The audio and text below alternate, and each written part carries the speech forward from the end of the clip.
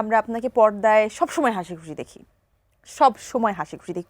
খুবই কম আমরা চরিত্রে আপনাকে পেয়েছি যে আপনি হয়তোবা কাউকে মারতে গেছেন, সেখানেও বোধহয় আমার ধারণা দর্শকরা হেসেছে, মানে আপনি যে মারতে যাচ্ছেন সেই অ্যাকশনটাতেও দর্শকরা হেসেছে।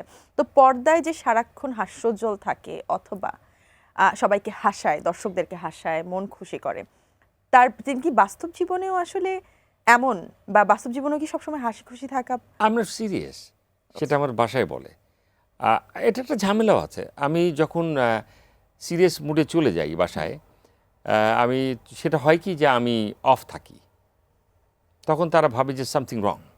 আচ্ছা, সো আমার মাও মনে করেন, আমার ওয়াইফ মনে করেন, আমার ফ্যামিলির সবাই মনে করেন যে কিছু একটা আরফানের হয়েছে। আরফান অনেকক্ষণ যাবত কথা বলছে না, মুড অফ হয়ে শুয়ে আছে বা ঘুমাচ্ছে বা কিছু একটা, এমনিতে বসে আছে, হয়তো একটা চা কফি খাচ্ছি, কোনো কথা বলছি না, ফুডও সময় টানে না, এরকম কিছু একটা। এটা তো হতেই পারে, আমি তো মানুষ। তো আরেকটা বিষয় হচ্ছে কি যে আমি হাস্যোজ্জ্বল বলেন, আড্ডাবাজি বলেন, এটা আমার প্রচণ্ড বেশি থাকতে হয় আমার সেটে।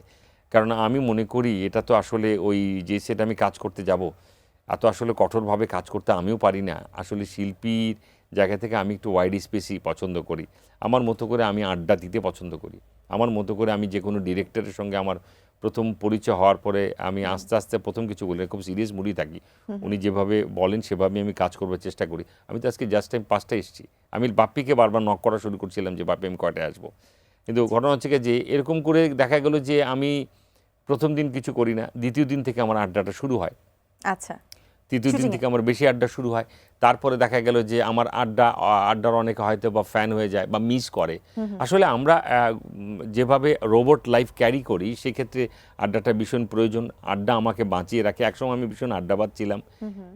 সে আড্ডাবাজের জায়গা থেকে দেখা গেল যে আমার ওয়াইফ আমাকে ফোন করতে, আমি বললাম যে আমি এই তো কাজ শেষ করেছিল, আসলে আমার শুটিং শেষ হয়ে গেছে 7টায়, আমি বাকি 3 ঘন্টা আড্ডাই দিচ্ছি আচ্ছা। জায়গা থেকে। এবং ভাবি কি জানে যারা এটা যে আমার আপনি কলিগরা আছে তারা আমাকে ছাড়ছে না। তারা বলছে যে আরে যাইবেই তো, একসাথেই যাবো কেন, অসুবিধা নেই, একটু পরে যাবো না, অমুকে আসতেছে তমুকে আসতেছে, যেটা আমাদের সাধারণত হয়ে থাকে। তো ভাবিকে যে বলতেন যে আমি কাজ এখনো শেষ হয়নি, কাজ শেষ করে আসছি, এটা পরবর্তীতে ধরা পড়তেন? হ্যাঁ, সেটা বলতো যে ওই জায়গা থেকে। আবার একটা সময় বলেও দিতাম, আমি বললাম যে কালকে অনেকক্ষণ আড্ডা গেল ওই জায়গা থেকে। মানে লুকিয়ে রাখতে পারতেন না? এটা হয়ে যায়। এটা হচ্ছে একসাথে যখন আমরা একটু গেট টুগেদারে থাকতাম, তখন হচ্ছে যে ওর আড্ডা তো আমরা এত মিস করি, ওর কাজ শেষ হয়ে গেছে।